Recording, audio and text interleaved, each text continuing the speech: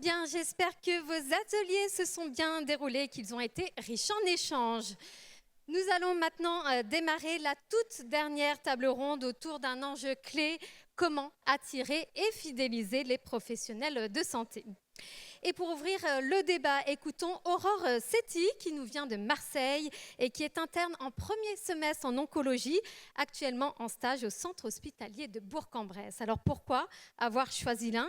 Que retient-elle de son expérience et que faudrait-il faire selon elle pour la suite? On écoute son témoignage, donc ça se passe en vidéo et ça se passe par là.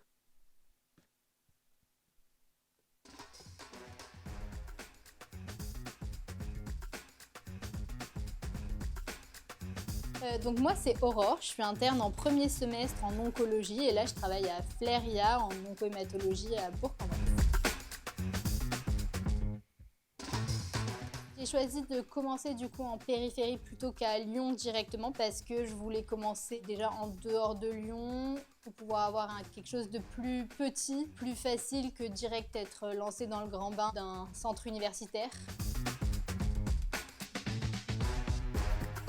C'était plutôt bien, enfin dans un bon sens, surprise par l'ambiance dans les équipes, avec mes chefs, avec mes co-internes, ce que j'ai pu faire à Bourg.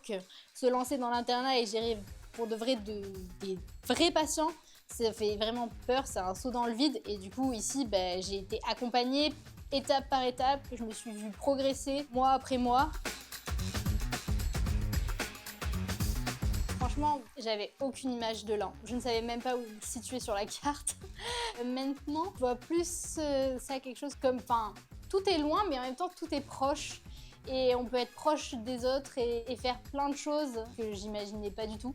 Et puis, c'est un cadre de vie qui reste agréable. C'est pas trop urbanisé, c'est pas une ville qui étouffe. Il y a la nature à côté. On peut faire du vélo, etc.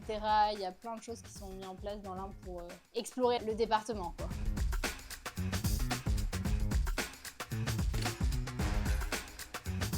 Je pense beaucoup d'aides, de contacts, pas forcément des aides financières, se créer un réseau, essayer peut-être de mettre une entraide entre médecins pour essayer d'accueillir quelqu'un de nouveau. Pas attendre qu'un médecin soit tout seul, mais créer des centres de santé où les médecins travaillent à plusieurs. C'est ce qu'il y a de mieux, je pense, et c'est ce qu'il y a de plus facile. Moi, j'exerce pas la médecine toute seule. Pour moi, c'est toujours un travail d'équipe et un travail de groupe. Donc bien sûr avoir des gens autour, mais que ce soit des médecins, des infirmiers, des kinés, créer plus de centres. Et au final ici l'hôpital Bourg-en-Bresse balaye une grande majorité de tout l'Ain. Et finalement peut-être essayer de dispatcher plus sur le territoire dans d'autres plus petits centres.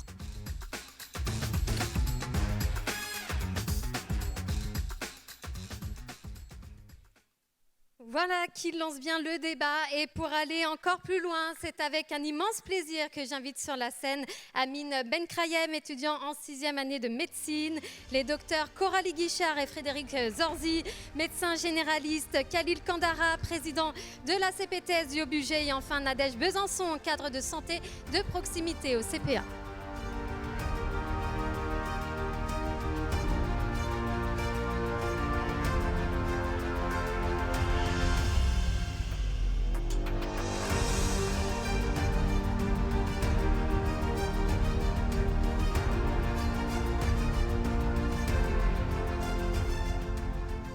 Un grand merci à tous les 5 pour votre présence aujourd'hui. Et on va commencer par vous, Amine Benkrayem. Vous êtes étudiant en 6e année de médecine. Et contrairement à Aurore, vous êtes originaire de l'Ain et vous avez d'ores et déjà signé une convention d'engagement avec Nantua pour vous installer sur la commune à l'issue de vos études. Alors Amine, selon vous, dans un territoire, qu'est-ce qui attire justement les jeunes et comment peut-on s'adapter pour les accueillir au mieux ? Bonjour, déjà merci pour l'invitation. Alors le premier élément qui attire les jeunes, contrairement à beaucoup d'idées reçues, on s'en est rendu compte avec les études récentes qui sont sorties. Premier élément qui attire les jeunes et qui va déterminer si un jeune ou pas s'installe dans une zone sous-dense, c'est son lieu d'origine. Ça, on s'en est rendu compte avec un rapport qui est sorti en 2021 par l'adresse.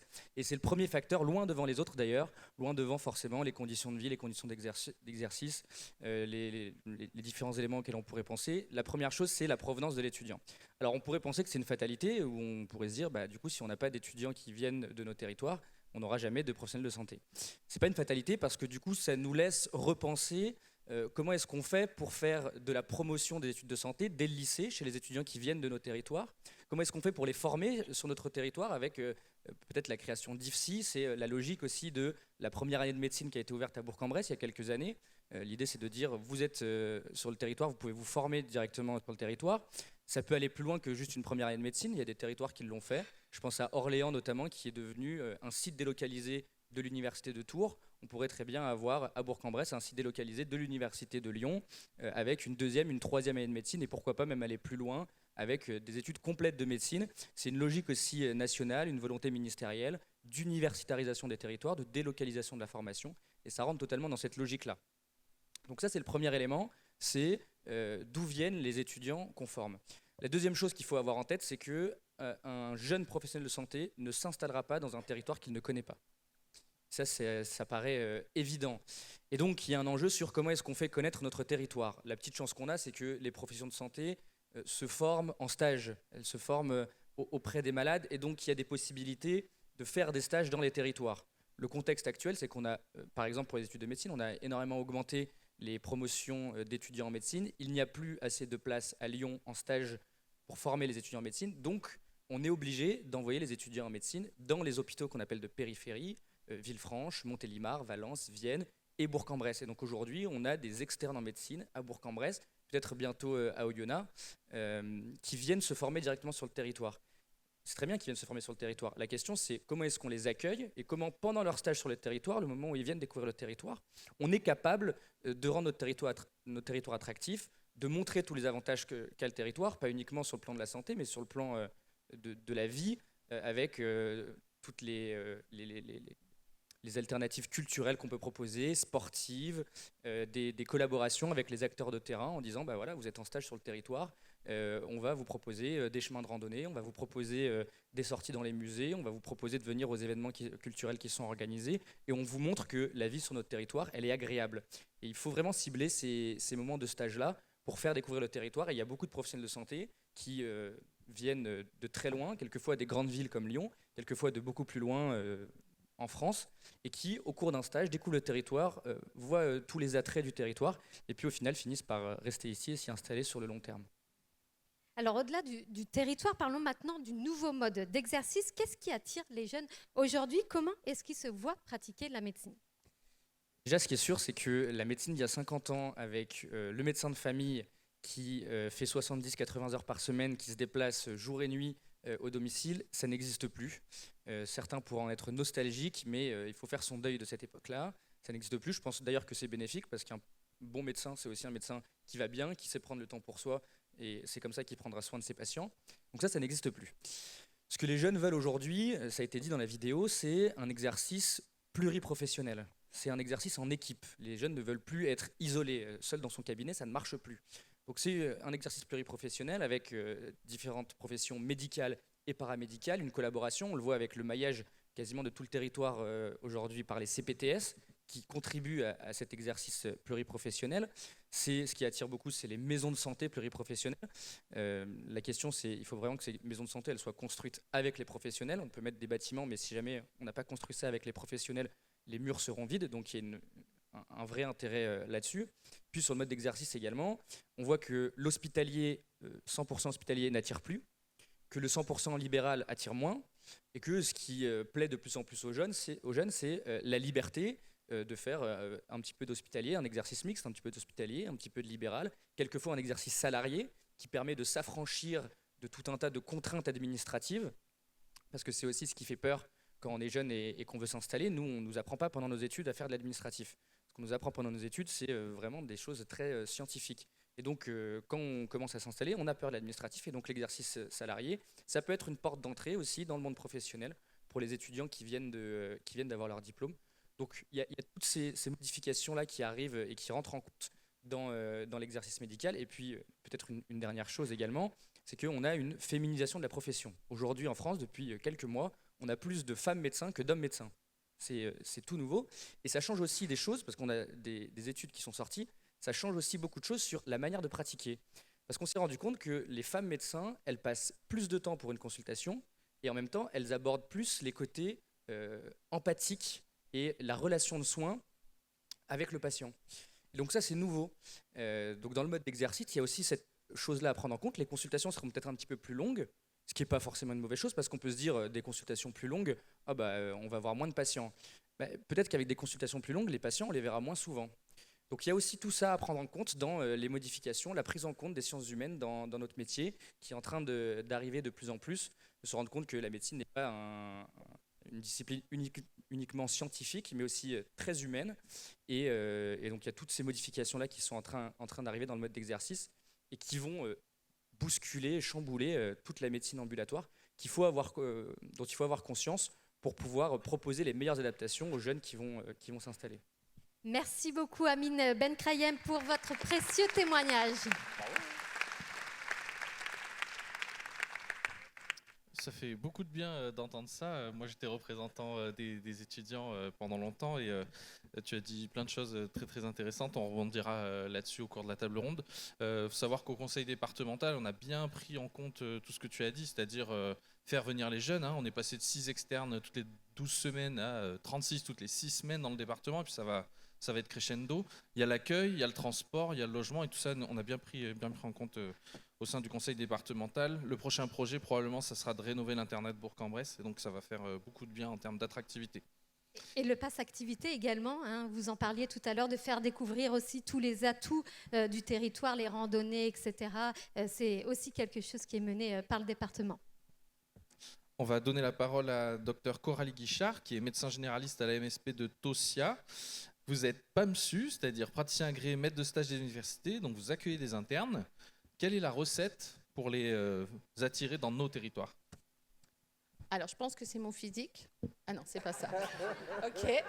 Au début, j'ai beaucoup cru à ça. Ensuite, à mes chaussures qui étaient à la mode. Mais je crois que c'est pas ça non plus. Donc oui, moi, je suis maître de stage. J'exerce en semi-rural. Je suis originaire de l'Ain. J'ai été au lycée dans l'Ain et je me suis mariée et installée dans l'Ain. Donc, je ne suis pas venue d'ailleurs. Au sein de notre maison de santé, on accueille effectivement des internes, mais je tiens à dire pour tous les autres professionnels de santé qu'on a des stagiaires. Là, je vais beaucoup parler d'internes parce que c'est ce que je connais, mais ce que je dis, je pense que vous pouvez le retranscrire pour vous, autres professionnels de santé ou du social. Nous avons des internes dans notre structure, puisque je ne suis pas la seule. Nous avons des internes en niveau 1, c'est-à-dire des internes qui ne sont pas autonomes, que l'on accompagne sur l'apprentissage de la médecine générale.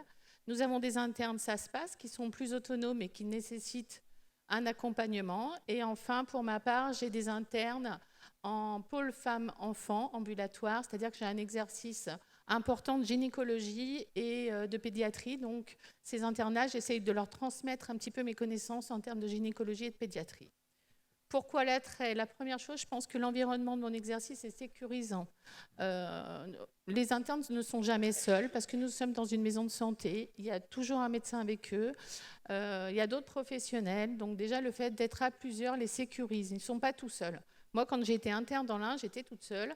Mon maître de stage, il était au golf, non joignable. Je peux vous dire que j'ai serré les coronaires un paquet de fois. Dieu merci, personne n'est mort. La structure de notre équipe aussi, la structure de notre équipe médicale. Il y a une entraide qui est importante. On a opté pour une secrétaire, mais également une assistante médicale, ce qui nous permet de nous décharger du temps administratif pour nous concentrer sur du temps médical. On ne perd pas de temps à prendre des rendez-vous, on ne cherche pas des scanners. Si on a besoin d'un avis, si on a besoin de faire des dossiers, les fameux plans là, pour les rentrées des gamins, ils ont tous des PAI qu'il faut faire chaque année, comme si le gamin asthmatique, il ne l'était pas l'année d'après. Mais bon, bref, tout ça, on s'en décharge et du coup, on est sur du temps médical, du vrai temps médical. Et ça, c'est agréable, en fait. L'assistante, elle nous apporte vraiment ça et moi, j'apprécie beaucoup. L'organisation d'équipe, l'organisation de la maison de santé. On a une maison de santé plutôt ouverte, comme je dis, parce que pour avoir visité plusieurs maisons de santé, il y a souvent des couloirs, on met les médecins d'un côté, les psychologues d'un autre, les kinés dans un autre, puis finalement, les gens ne se rencontrent pas. Nous, il y a des grands couloirs, on passe beaucoup de temps, je je ne devrais pas le dire, mais en pause, quand on a besoin de... Voilà, et il y a toujours un copain pour boire un café, pour évacuer, dire j'ai vu monsieur machin, putain, il n'était pas cool aujourd'hui. On décharge et on retourne à madame machin, c'est fait. Et cette structure, en fait, le fait qu'on soit tous ensemble, qu'on ait des compétences différentes, c'est-à-dire que moi, j'ai un DU de gynécologie, je me suis beaucoup formée à la pédiatrie, mon collègue a fait le dépistage de l'apnée du sommeil, donc en fait, on a des compétences différentes qui offrent aux gens, je pense, de notre secteur, des soins assez complémentaires. Et les internes, ils sont assez sensibles à ça. Ils voient que finalement, cette complémentarité, elle a un sens et qu'on peut ne pas tous faire de l'apnée du sommeil ou ne pas tous faire de la gynécologie. Si on ne fait pas de gynécologie, c'est pas grave, il y a peut-être la copine d'à côté qui va le faire. Et puis, à titre personnel, je pense que mon exercice peut attirer parce que j'ai choisi, comme tu le disais, un exercice varié. Moi, la médecine générale, au-delà de 3 jours, ça me barbe, je l'avoue.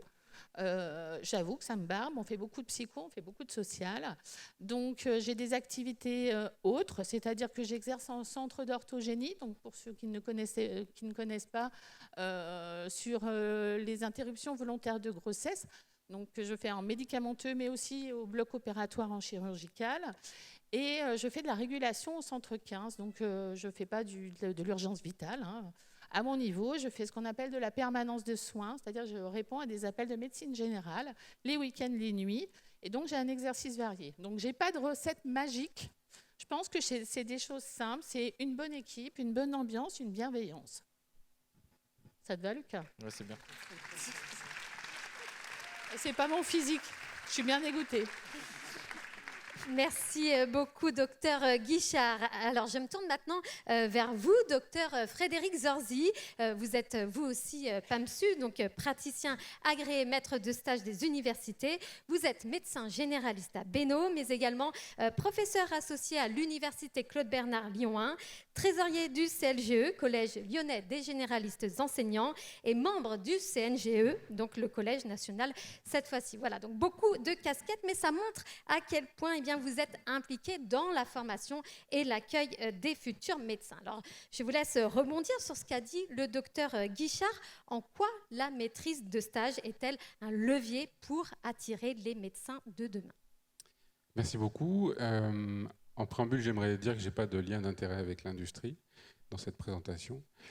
C'est important pour moi. La maîtrise de stage, en fait, en préambule aussi, c'est déjà un levier pour maintenir des médecins en exercice. Il y a eu 12% de médecins généralistes en moins en 13 ans. Et seulement 35% des internes s'installent dans les 5 ans qui suivent leur thèse. Seulement 35% des médecins de famille formés s'installent en médecin généraliste. Ça a été montré dans plusieurs travaux, le fait d'être maître de stage, ça protège de l'épuisement professionnel. Et le stage ça se passe, en fait, c'est aussi accompagné d'une réduction du délai d'installation des médecins quand ils avaient fait ce stage en autonomie supervisée. La faculté de Saint-Étienne a fait pas mal de travaux sur le devenir professionnel de leurs internes et a montré effectivement ce que disait Amine, que finalement les gens s'installent près de leur faculté et où ils ont fait leur stage. Cette question, elle va challenger les déterminants de l'installation d'un médecin généraliste, et ils sont nombreux, et ils ont été étudiés dans différents travaux. Alors j'ai choisi celui du docteur Mazurier, parce qu'il y avait une infographie qui était assez sympa. Il y a beaucoup de déterminants, vraiment, et on trouve quand même le stage en tout début de parcours, les opportunités de remplacement, le cabinet idéal, et c'est vrai qu'il y a aussi les collègues adéquats. Eh ben oui, c'est toi, bien sûr. Et puis un petit rôle des élus locaux. Anecdote personnelle, j'avais trouvé une associée potentiellement, et puis jeune maman, et elle est allée voir la mère de mon village pour lui demander qu'est-ce qui était possible pour la crèche pour son enfant. Et la mère lui a répondu « Mais vous êtes médecin, débrouillez-vous ». Et donc là, j'ai eu très très peur, mais bon, elle s'est débrouillée et elle est toujours à Bénaud. Bénaud où je suis arrivé en CE2. Donc les principaux déterminants, tu en as parlé, c'est des facteurs individuels et professionnels. La perception de la médecine générale, dans la presse, on voit essentiellement des communications très négatives sur la médecine générale. Les jeunes ont aussi peur de s'engager, ils ont besoin d'une sécurité financière, et c'est quand même bien légitime. Et puis, sur les délais d'installation, il y a quelques différences en fonction du genre, je ne vais pas m'appesantir. Les facteurs structurels et organisationnels, les conditions d'exercice, les aides financières, le stage, le remplacement, tout ça, ça va favoriser un ancrage dans une région. Il y a aussi des facteurs géographiques et sociaux, bien sûr, les liens sociaux, l'intégration dans une équipe comme celle de Coralie, par exemple, qui peut donner envie de rester dans cette équipe. Et les médecins s'installent bizarrement, plus volontiers, dans les zones où ils se sentent considérés et soutenus. Et puis, comme tu disais, le professionnalisme, l'équilibre entre la vie professionnelle et la vie privée. On va éviter les zones trop isolées ou trop urbaines dans ce projet d'installation.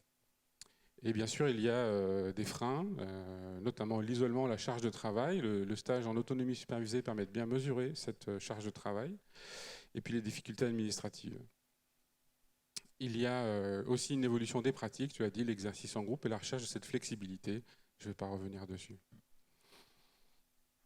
Alors, deuxième question, docteur Zorzi, vous êtes l'un des 2 référents du collège universitaire de médecine générale pour la mise en place des docteurs juniors dans l'Ain. Alors, expliquez-nous en quoi peuvent-ils être une chance pour notre territoire?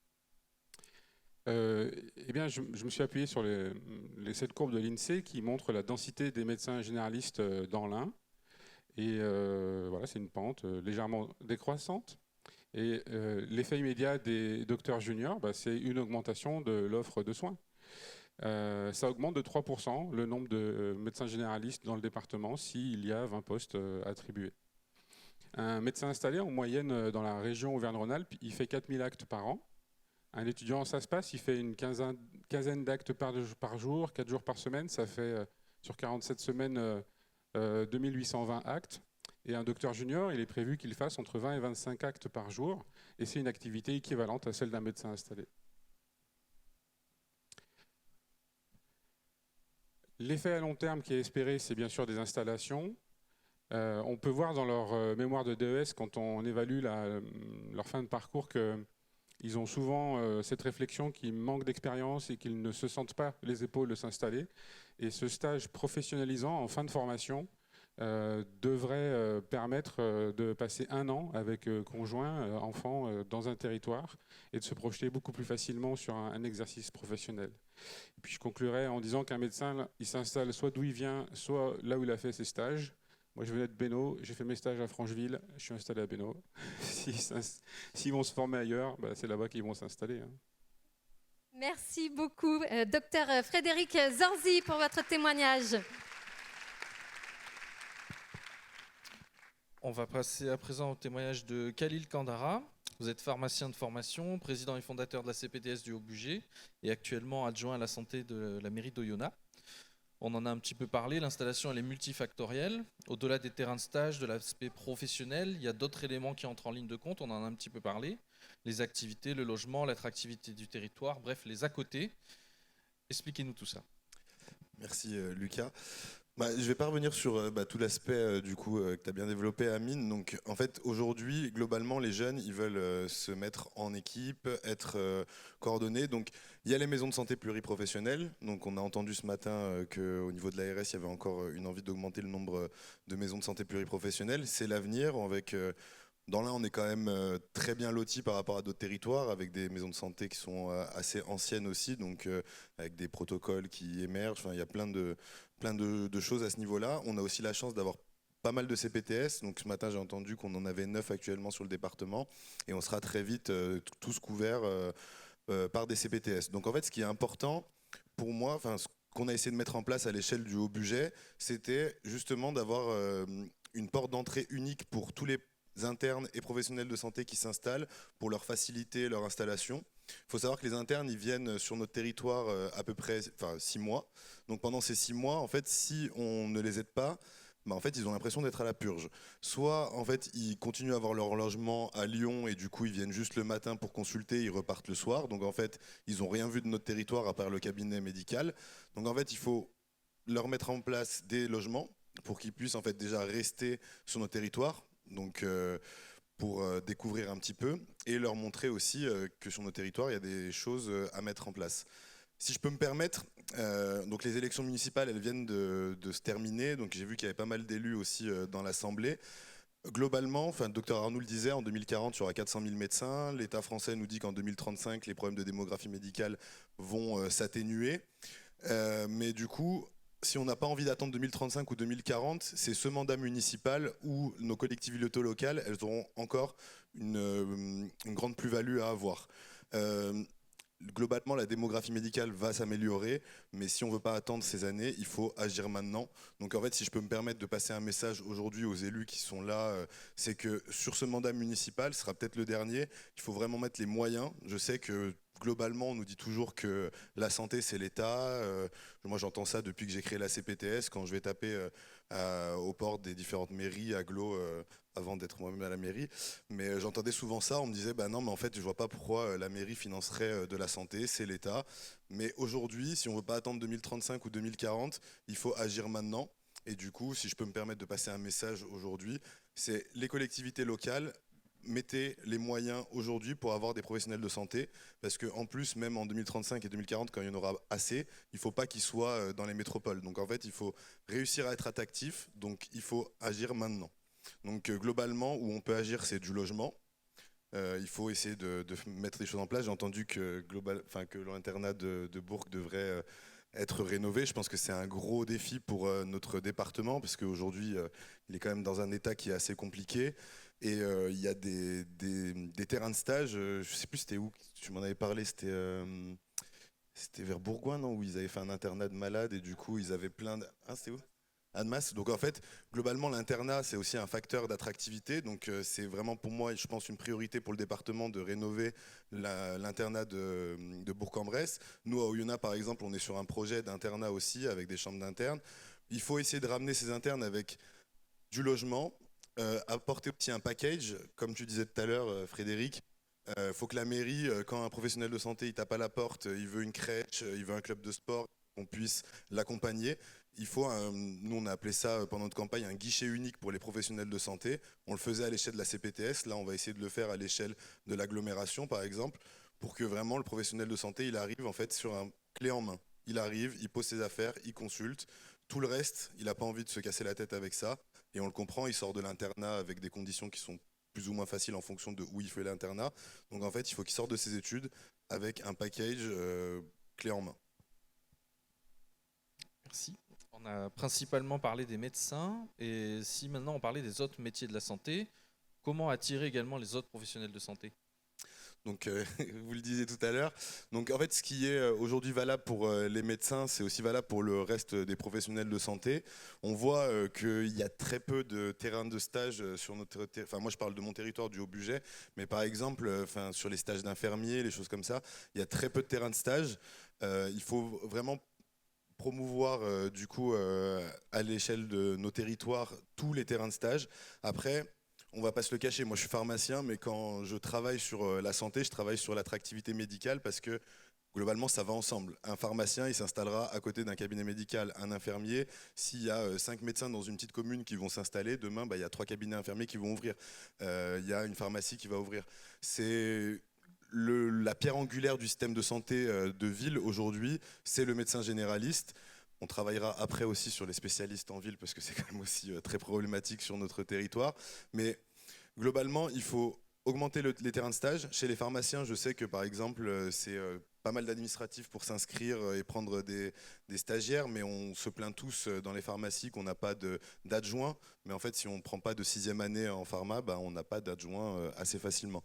Donc en fait, c'est à l'échelle de notre territoire, enfin du département, il faut qu'on fasse la promotion des terrains de stage, que ce soit en médecine ou dans le reste, et qu'on puisse accompagner tous ces jeunes, que ce soit avec des structures pluriprofessionnelles comme les MSP ou les CPTS, où il y a des financements prévus en fait dans des missions complémentaires. Je ne vais pas rentrer trop dans le détail, mais il y a des financements qui sont prévus pour pouvoir bien accueillir des professionnels de santé, créer des événements, faire de l'événementiel, et en fait créer un réseau.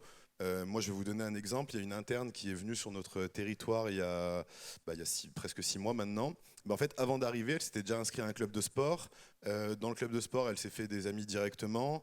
Elle avait tout fait en amont. Et du coup, aujourd'hui, sur son deuxième terrain de stage, sur son deuxième stage de 7e année, elle reprend un stage sur notre territoire parce qu'en fait elle a aimé le club de sport et du coup j'ai bon espoir vu comme elle est enthousiaste, elle fait de la course à pied en plus donc le haut budget c'est parfait et du coup j'ai bon espoir que du coup elle a déjà choisi son deuxième stage dans le haut budget et j'espère qu'on pourra réussir à l'installer. Donc en fait c'est multifactoriel, il faut réussir à garder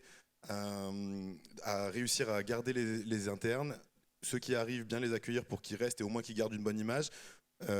Potentiellement, ils veulent s'installer chez eux, mais s'il n'y a pas l'opportunité professionnelle, peut-être qu'ils penseront au stage qu'ils avaient fait en 7e année. Donc en fait, il faut vraiment bien chouchouter les professionnels de santé et les collectivités locales, aider les professionnels de santé à mettre en place des projets. Aussi, si je peux me permettre, quand on fait une maison de santé, quand on fait un projet de santé, il faut bien prendre l'avis des professionnels de santé parce qu'en fait, on a des centaines de milliers de bureaux en France, je pense, qui sont vides avec des collectivités qui ont mis beaucoup d'argent pour accueillir des professionnels de santé. Mais en fait, s'il n'y a pas le professionnel de santé en amont du projet, en fait, ce projet, il ne finit jamais bien. Merci bien. Merci beaucoup, Khalil Kandara, pour votre témoignage. Et on termine cette table ronde avec vous, Nadège Besançon. Vous êtes cadre de santé de proximité au CPA en pédopsychiatrie. Alors ça fait 25 ans que vous travaillez au CPA, 17 ans en tant qu'infirmière, puis 7 ans à l'IFSI en tant que formatrice et depuis l'année dernière à Ferney-Voltaire, Val-sur-Rhône et Oyonnax. Il y a quelques mois, dans le cadre de votre Master 2 en sociologie des organisations, vous avez fait, ça tombe bien, votre mémoire sur l'attractivité et la fidélisation dans les établissements de santé. Alors dites-nous, qu'est-ce qui donne envie aux professionnels d'intégrer un établissement de santé ? Alors bonjour à tous. Donc moi j'ai centré mon travail sur les établissements de santé. Pour confirmer tout ce qui a été dit par les intervenants précédents. En fait, c'est exactement la même chose qui attire les professionnels. Alors, la particularité d'un professionnel, par exemple infirmier, moi je suis initialement de formation infirmière, c'est que maintenant il va rentrer par Parcoursup. Donc Parcoursup, c'est une plateforme d'orientation. L'étudiant, en fonction de son classement, il peut arriver à Bourg-en-Bresse. Alors, il peut être de la région de Bourg-en-Bresse ou d'autres villes pour les étudiants du budget, mais pour la plupart du temps, ils ne sont pas issus de Bourg-en-Bresse et quelquefois, ils sont de Rhône-Alpes. Alors, la première année, ils ont tendance à penser qu'ils vont très vite repartir chez eux. On a parlé tout à l'heure de l'expérience, de l'accueil en stage. Eh bien, en fait, il se passe la même chose pour tous les autres professionnels, pour les infirmiers. C'est-à-dire qu'ils commencent à faire connaissance avec un établissement de santé à travers leur stage. Donc, ils sont très sensibles à l'accueil qu'il leur est fait. Ils sont très sensibles aux conditions dans lesquelles ils vivent dans la ville. Bourg-en-Bresse, au bout d'un moment, ils arrivent à dire, par exemple, que c'est une ville qui a des soirées étudiantes le jeudi, où on fait des choses entre étudiants. Au CPA, pour parler de ce que moi je connais, ils peuvent être très sensibles d'avoir accès à la salle de sport, au sport en tout cas associatif qui est proposé. Ils entrent en contact avec les équipes, ils découvrent une discipline, ils découvrent des modes d'exercice qui peuvent être différents. Dans un centre hospitalier psychiatrique, on a l'intra-hospitalier, on a les services qui sont internes à l'hôpital et puis on a aussi tous les services en extra-hospitalier. Alors des fois, ils se rendent compte que peuvent habiter en Haute-Savoie, mais qu'en fonction du territoire, ils peuvent aller sur des stages un peu plus à Oyonnax, un peu plus à Hauteville, un peu plus à Belay, par exemple, et c'est susceptible de les intéresser. Mais cette diversité qu'on va leur proposer en stage va permettre en fait qu'ils découvrent la spécialité. Ils peuvent prendre goût à cette spécialité qu'ils connaissent pour la plupart du temps pas du tout. Et puis ensuite, à l'intérieur, ils peuvent identifier des formes de travail qui peuvent les intéresser avec des profils plutôt intra-hospitaliers où il y a quand même la sécurité de l'établissement, de l'hôpital. Et puis ensuite, des formes qui peuvent les intéresser dans un second temps ou même quelquefois d'emblée, c'est-à-dire l'extra-hospitalier, les politiques d'aller vers, des politiques de santé mentale, en tout cas, qui sont plus centrées au plus près du patient et de son habitat. Alors expliquez-nous maintenant ce qui leur donne envie d'y rester dans la durée. Eh bien, ça a déjà été dit, le collectif de travail, l'importance d'être bien dans son travail, la qualité de vie qu'on trouve au travail, quel que soit l'âge, quelle que soit la génération, si on n'est pas bien dans son travail, on n'y reste pas en général. Ce qui fait aussi qu'ils aiment, c'est la clinique, apprendre des choses. Les jeunes sont très sensibles au fait de continuer à pouvoir se former. Est-ce que le centre hospitalier, par exemple, continue de leur proposer des formations en interne ou en externe, la possibilité de participer à des journées comme aujourd'hui, par exemple? C'est des choses auxquelles ils sont très sensibles. Pouvoir se former dans des collectifs qui sont riches, qui les portent, qui leur apprennent, qui leur apportent quelque chose, quel que soit l'âge, hein, ça marche aussi à 50 ans. Et puis, ils sont aussi très attentifs à la bienveillance qu'ils peuvent trouver. Les jeunes, par exemple, moi je suis cadre de santé, j'accompagne aussi des jeunes professionnels qui prennent leur poste. Et pour le coup, en extra-hospitalier, ils ne supportent plus du tout le management vertical. Tout ce qui est descendant et autoritaire, ça passe plus et c'est plutôt une bonne nouvelle, je trouve, dans le contexte actuel. Voilà, c'est vraiment la génération Z. Moi qui suis X, des fois je me dis, mais qu'est-ce que ça vient faire là? Et ben, c'est comme ça, en fait. C'est aussi très riche, ils ont beaucoup de choses à nous apporter, ces jeunes. Ils transmettent beaucoup, ils interrogent aussi beaucoup les pratiques des plus anciens. Si on arrive vraiment à se mettre à l'interface de ces profils générationnels qui travaillent ensemble, on peut vraiment trouver des choses vraiment chouettes avec des partages d'expériences. Et puis, les plus anciens apprennent et les plus jeunes apprennent aussi. Notamment, là, en ce moment, par exemple, moi, dans un de mes services, il y a aussi beaucoup de partages autour de l'informatique, de la traduction en langue étrangère, par exemple. De support. Voilà, il y a aussi ces transmissions qui se passent. Ils sont très sensibles aussi à ce qu'on les laisse parler entre eux. Le côté, on n'est pas à 5 minutes près dans une pause. Voilà, vous parliez du café tout à l'heure. Permettre, par exemple, le repas de Noël, permettre que le départ en retraite se fait autour d'un bon repas, aussi sur le lieu de travail. C'est quand même des choses qui sont fondamentales dans les liens sociaux et je crois que jeunes et plus anciens sont très sensibles à ça. Alors, dernière question, Nadège, selon vous, qu'est-ce qui échappe aux organisations dans leur manière de penser l'attractivité et la fidélisation des professionnels de santé? Alors, quand j'ai fait mon enquête dans le cadre de mon Master 2 en sociologie, je me suis très vite rendu compte en fait que les gens aussi suivaient en fonction de leur histoire personnelle. Et puis, le hasard fait qu'au gré de leurs installations, par exemple, moi je parlais notamment des étudiants quand j'étais en formation infirmière, je leur dis, mais vous rentrez pas dans votre région. J'en avais beaucoup du Sud avant de basculer en pédopsie. Et ils me disent, non, j'ai trouvé l'amour. Donc, en fait, c'est une bonne nouvelle qu'ils aient trouvé l'amour. Mais le fait qu'ils aient trouvé l'amour avec un compagnon qui était déjà installé à Bourg, et en fait, ils sont restés à Bourg. Et c'est plutôt une bonne nouvelle pour les établissements, en l'occurrence burgiens. Et puis, il y a quelque chose qui va... voilà, ça, on ne peut pas y gérer. Et au même titre que s'ils ont envie, à un moment donné, de repartir dans le Sud, on ne pourra pas le gérer. Ce qu'il faut absolument qu'on comprenne et qu'on accepte, c'est qu'au gré de leur rencontre, en fait, ils ont aussi envie de vivre d'autres expériences, de partir à l'étranger, de se former ailleurs.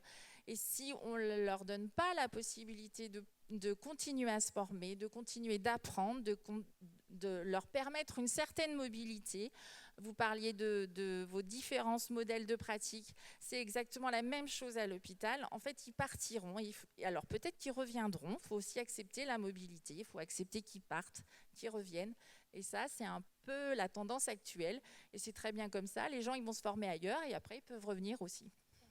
Voilà, c'est très enrichissant pour tout le monde. Merci beaucoup Nadège Besançon. Encore un grand merci à tous les 5 pour vos témoignages. Il faut organiser des speed dating la prochaine fois. Voilà, ça peut être une idée, effectivement. Speed dating pro santé du département. Et justement, on vous propose un dernier temps d'échange pour que vous puissiez nous faire part éventuellement de vos suggestions ou rebondir sur ce qui a été dit et poser vos questions. Voilà, donc c'est le dernier temps d'échange. Je vois qu'il y a déjà une question dans la salle.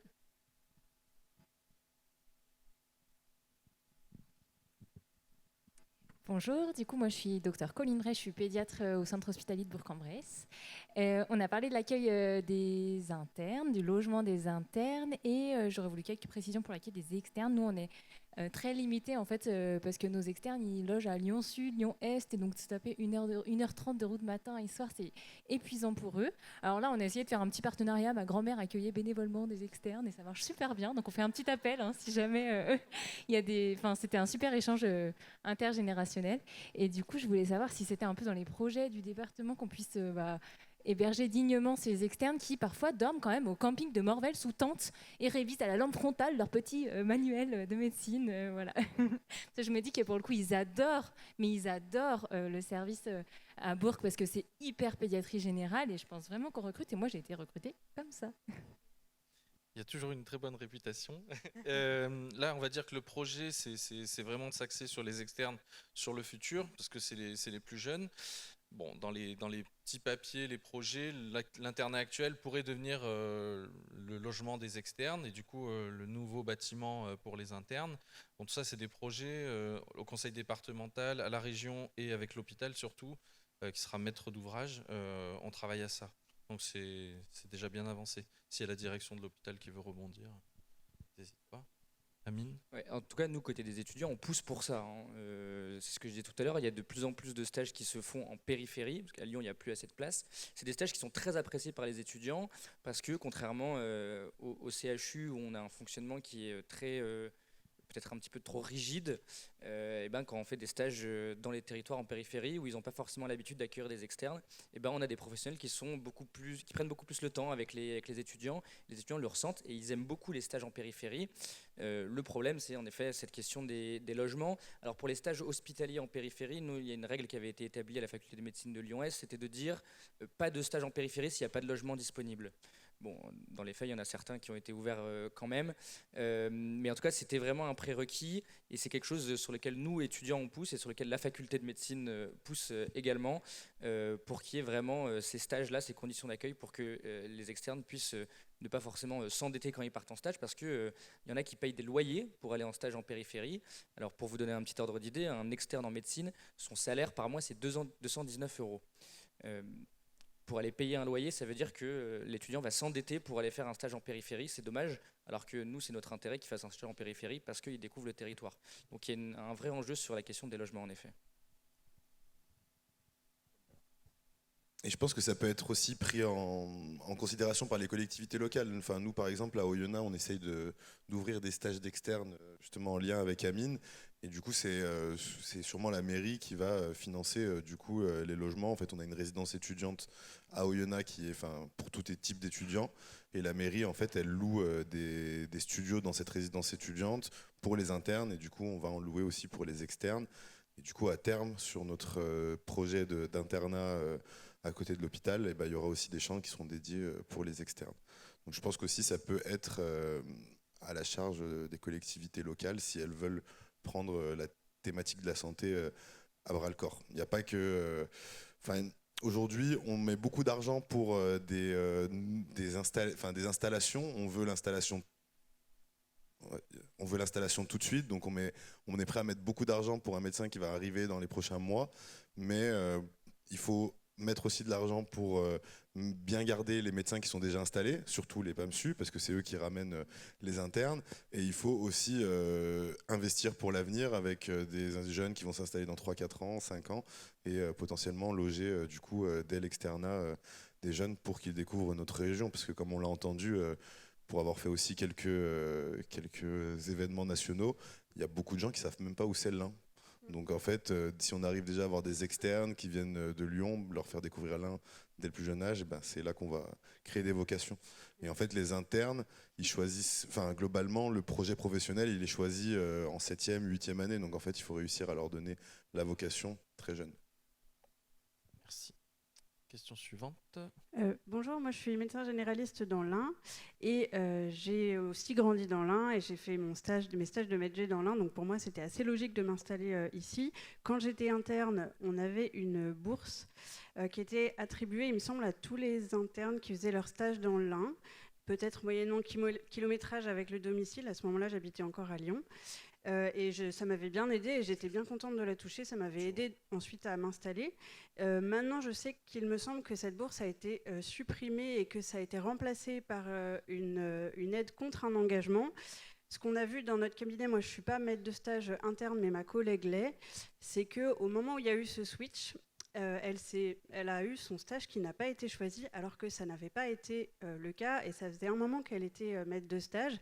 Alors il y a peut-être d'autres facteurs qui ont joué, peut-être qu'il y a plus de maîtres de stage aussi qu'avant, et c'est peut-être ça qui a pu jouer, mais on s'est quand même interrogé en se disant, bon, nous, effectivement, on est un peu difficile d'accès, on n'a qu'un seul logement, on n'est pas proche de Bourg, le train, il va pas, enfin, c'est pas très pratique. Est-ce que vraiment ce changement de bourse pour les internes, il est intéressant pour des territoires qui sont reculés comme le nôtre ? Merci pour la question. Je vais répondre pour la démographie médicale. Ces bourses, elles sont un peu historiques depuis une dizaine d'années. Ça représentait beaucoup d'argent à la collectivité, à peu près 350 000 € à l'année. Donc, c'était pas rien. Et on avait à peu près 11% d'installation.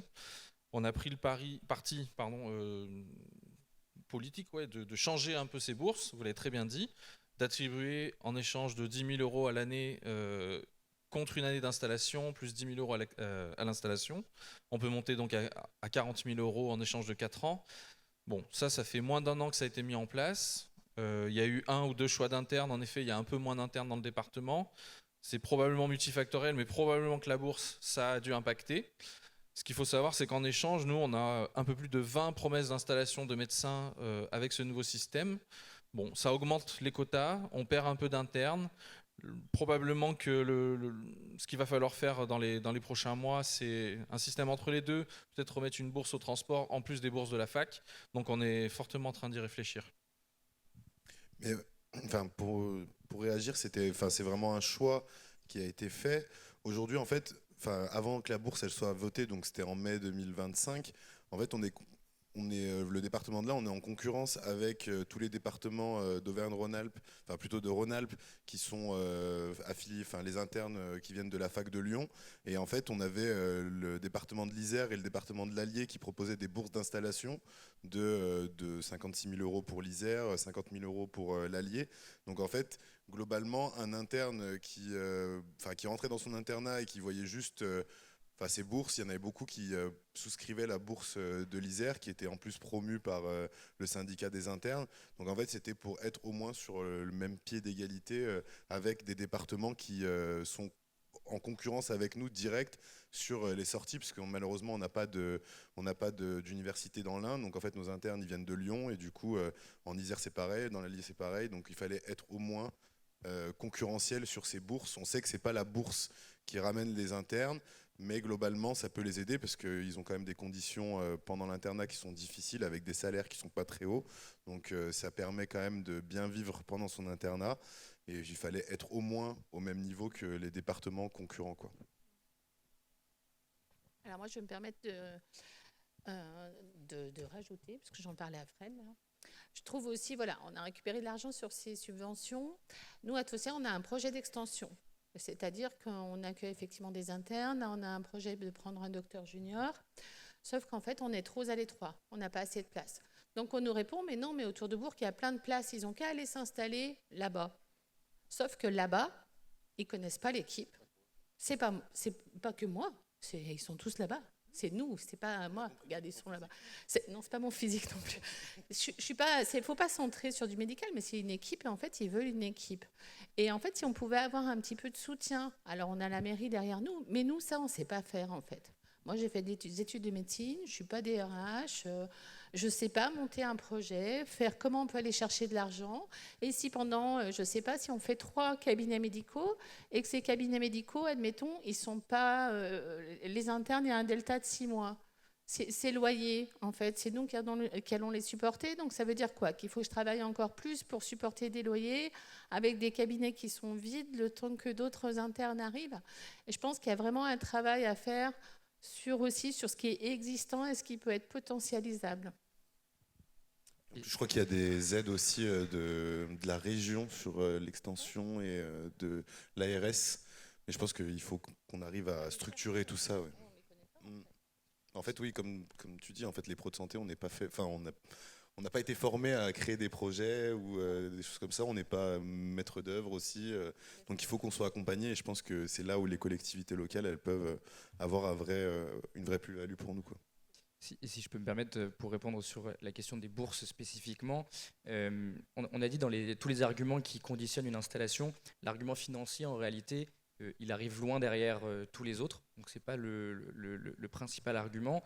Et en fait, on s'est rendu compte, il y a beaucoup de pays qui ont mis en place ce genre de bourse comme il y avait dans le département avant, beaucoup de collectivités également en France. Et en fait, on s'est rendu compte que les bourses sans condition d'installation derrière, ça ne marche pas. En fait, sur le nombre d'installations directement derrière, c'est pas du tout efficace et c'est plutôt en général de l'argent un petit peu jeté par les fenêtres.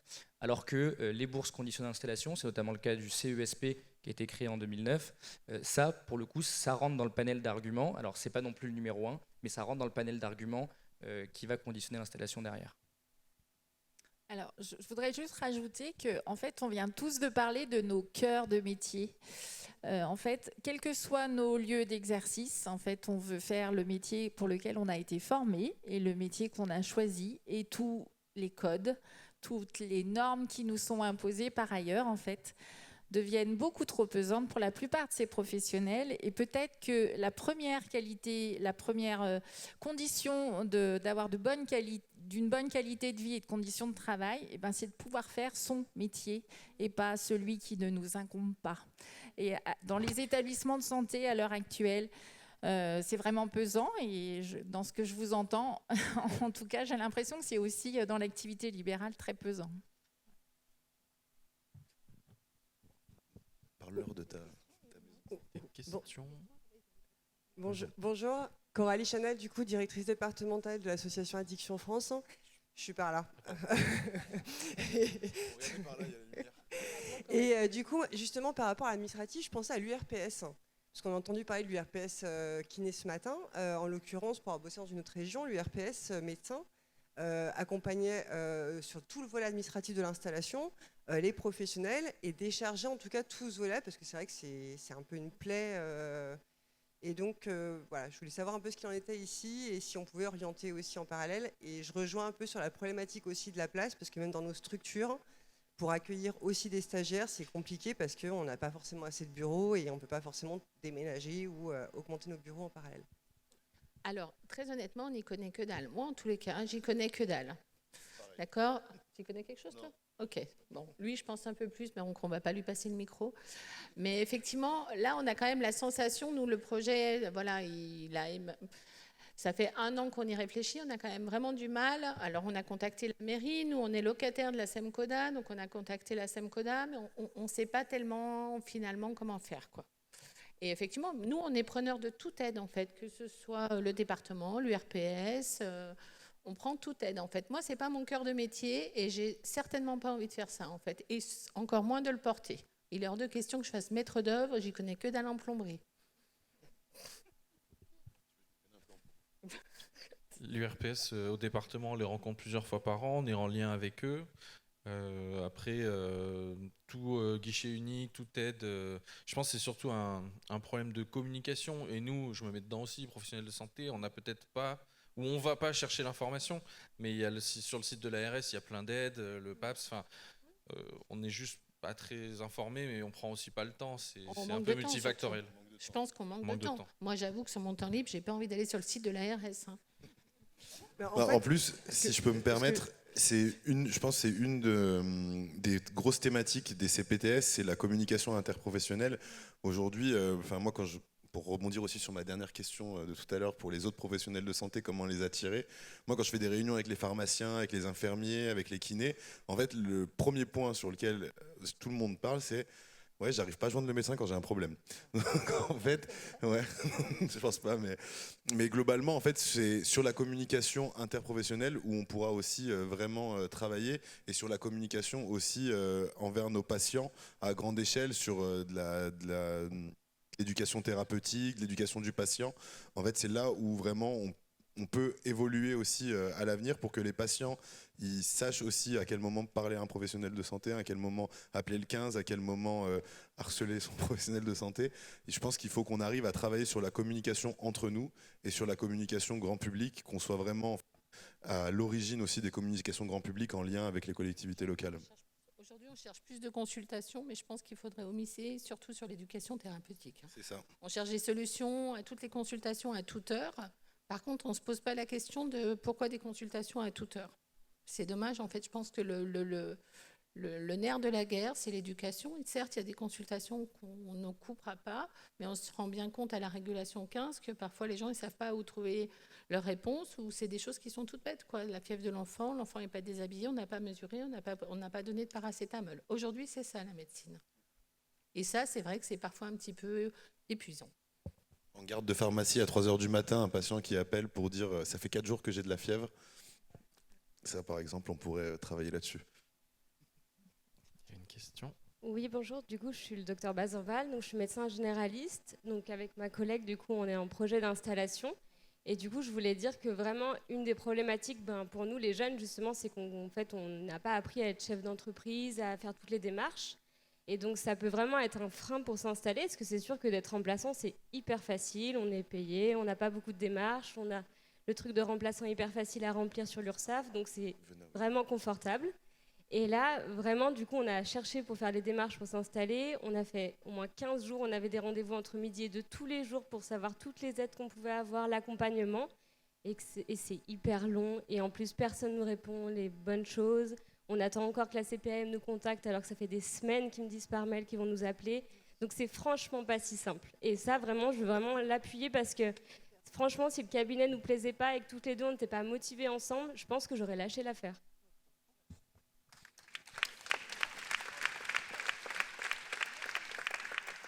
Du coup, c'est ce que j'essaie de développer aussi sur les questions qu'on m'a posées, c'est vraiment en fait le guichet unique pour les professionnels de santé. En fait, à l'échelle d'un territoire, pouvoir appeler un numéro et en fait on t'aide sur tout en fait. C'est ce qu'on a essayé de mettre en place avec la CPTS, c'est ce qu'on va essayer de mettre en place avec notre agglomération. C'est qu'en fait le professionnel il arrive, on lui mâche le travail.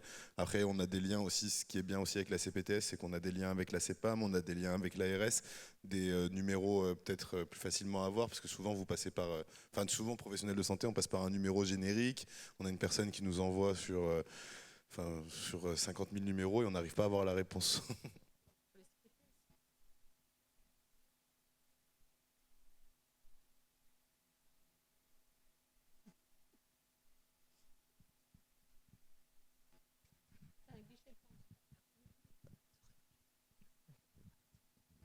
Vous installez où?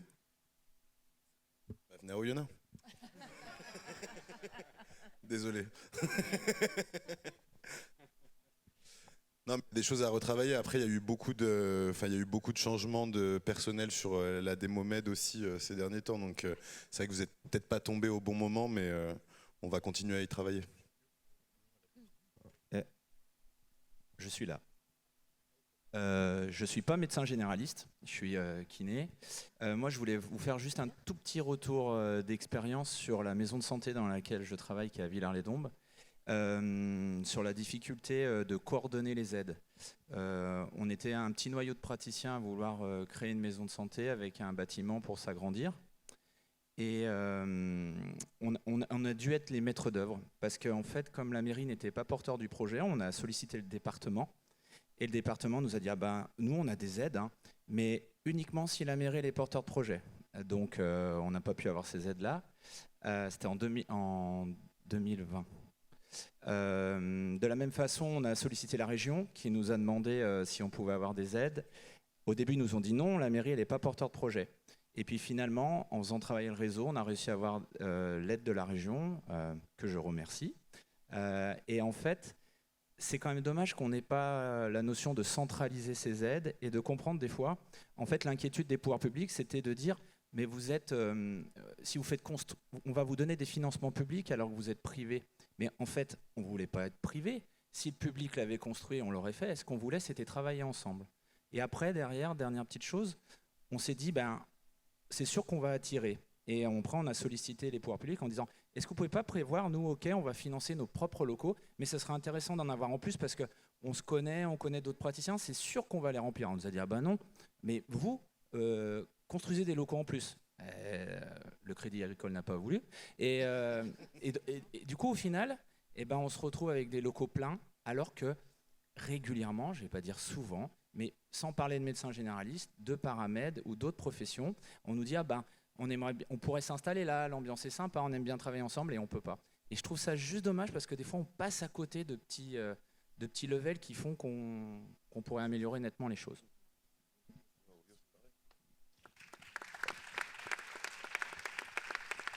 C'est tout le paradoxe de la santé. Elle n'a pas de prix, elle a un coût. Est-ce qu'on finance des entreprises privées que sont les libéraux, peu importe la profession? Franchement, c'est un débat éternel. On a rencontré toutes les CPTS, on s'est déplacé. Et en fait, on avait ces problématiques-là qui sont hyper concrètes. Et à quel niveau au département, nous, on peut intervenir? On a des appels d'offres à projets, mais depuis peu, en 2020, il n'y avait personne de la démographie médicale, donc je ne peux pas témoigner. Mais enfin, voilà, c'est immensément compliqué comme sujet, c'est multifactoriel. Les professionnels, on ne sait pas où chercher les aides. Les aides, il y en a, mais chacun se renvoie la patate chaude, ou l'administration fait que ça met 10 plombs à répondre. Mais tout ça, c'est hyper concret. Et après, comment nous, à notre niveau, au département, on essaye, c'est le réseau, quoi. C'est les institutions, on se connaît maintenant. Voilà, c'est comment faire avancer. C'est des méthodes des petits pas, il n'y a pas de solution miracle. Monsieur Abad en a parlé. Enfin, voilà, j'ai pas la réponse aujourd'hui, mais je pense qu'on a plein de petites solutions. Mais vous êtes arrivé trop tôt, 2020. Les gens, ils s'en foutaient de la santé avant le Covid. Vous l'avez fait trop tôt, votre projet. C'est plutôt bon signe, parce qu'il y a des maisons médicales qui aujourd'hui sont plutôt vides, qui étaient pleines et qui sont vides. Donc c'est que vous êtes une bonne équipe. Moi, je vais faire une remarque. C'est plus une remarque qu'une question. J'exerce donc dans l'Ain, au fond de l'Ain, et tout à fait en limitrophe avec le Jura. Et je me suis toujours posé la question de savoir ce qui ne marchait pas dans l'Ain, parce que personnellement, j'exerçais dans un village de 700 habitants, et on n'a pas pu arriver à monter une maison de santé pluridisciplinaire à Val-sur-Rhône de par l'équipe politique du moment. Mais à l'inverse, le village qui est juste au-dessus dans la montagne, à La Peste, dans le Jura, 700 habitants, une maison de santé pluridisciplinaire, 3 généralistes, une pédiatre qui est spécialisée, entre autres, dans les prémas et qui fait partie du réseau Aurore, 2 infirmières, une sage-femme, et partout dans le Jura, dans tous les villages, à peu près tous les 20 km, vous avez une maison de santé pluridisciplinaire qui est munie de professionnels de santé. Donc, je ne pense pas qu'ils aient une baguette magique. Ils doivent avoir une méthode. Non, en fait, ils n'ont pas de baguette magique ni de méthode. En fait, c'est que l'APES est une zone ZRR, la zone de revitalisation rurale. Donc, en fait, les entreprises ne payent pas d'impôts. Enfin, il y a un truc sur les impôts. Donc, en fait, ils vont là-bas, ils ne payent pas d'impôts. Bon, alors, ok, Khalil. Et la Moura est aussi en ZRR. Alors, je ne connais pas la Et Saint-Claude est aussi en ZRR. Je connais l'APES. Et Clavière est aussi en ZRR. Moi, je te parle de 4 maisons de santé pluridisciplinaires qui maillent tout le Haut-Jura, où les conditions ne sont pas plus simples, où les routes sont toutes petites, où c'est ravitaillé par corbeau, et où pour autant, ils ont des professionnels de santé. Alors du coup, juste, moi je connaissais l'exemple de l'APES parce que moi aussi je me suis interrogé parce que du coup je suis fils de pédiatre et il y a un pédiatre à l'APES. Je me suis dit mais comment ils arrivent à ramener un pédiatre à l'APES? Et du coup j'ai eu la réponse, c'est que c'est une zone ZRR et du coup ils ne payent pas d'impôts. Après sur l'exemple de Saint-Claude, il y a eu la collectivité qui a pris l'engagement sur la santé et qui a fait une super belle maison de santé. Ils ont réussi à ramener des médecins et c'est l'équipe aussi qui joue. Il y a plusieurs maîtres de stage universitaires. Nous on a un médecin du territoire qui était entre les deux et qui a dû choisir entre Oyonnax et Saint-Claude, qui a choisi Saint-Claude parce qu'en fait l'équipe elle était bien, les locaux ils étaient bien et du coup il est allé à Saint-Claude.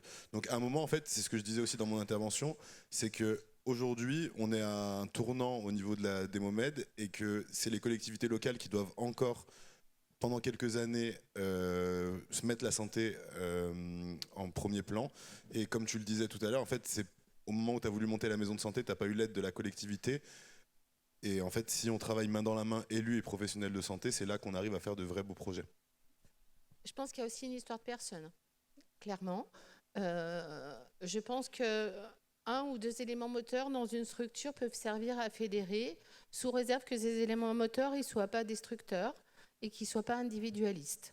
Il faut que ce soit des éléments moteurs qui soient capables de s'adapter, qui soient capables d'accepter, parce que voilà, moi je suis de la génération X, je gère du Z, Y, bientôt du alpha, donc je le vois très bien, il faut être capable de s'adapter. d'accepter que les autres ne fonctionnent pas comme nous.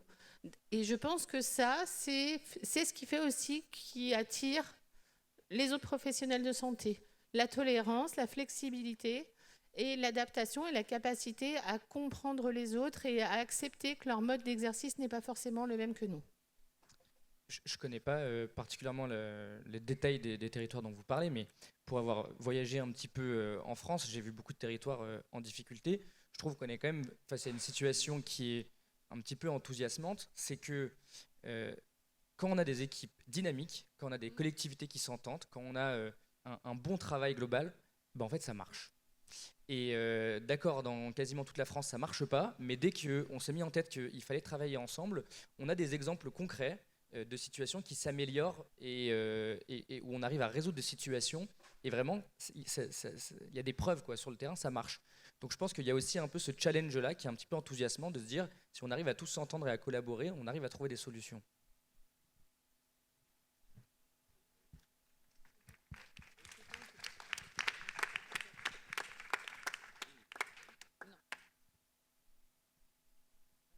Est-ce qu'il y a d'autres questions? Non? Encore un grand merci à tous les 5 pour vos témoignages et on peut bien entendu les applaudir bien fort. Nous arrivons donc au terme de cette 2e édition des Rencontres des pros de santé. Encore un grand merci à tous pour votre participation. Sachez que dès le milieu de semaine prochaine, vous pourrez retrouver les vidéos des différentes interventions et de l'ensemble des tables rondes sur le site internet du département de l'Ain. Tous les ateliers ont quant à eux été enregistrés en audio et seront également à retrouver sur notre site internet. C'est le même lien que celui sur lequel vous vous êtes inscrit. Voilà, on espère que vous avez apprécié cet événement. N'hésitez pas à nous dire ce que vous en avez pensé en remplissant l'enquête de satisfaction. Vous affiche le QR code à l'écran. Il est également sur le carnet, le programme qui vous ont été remis à l'accueil. Et pour terminer, bien, vous avez un verre de l'amitié qui vous attend. Voilà, très bonne journée, fin de journée à toutes et à tous. Et encore, merci à chacun d'entre vous.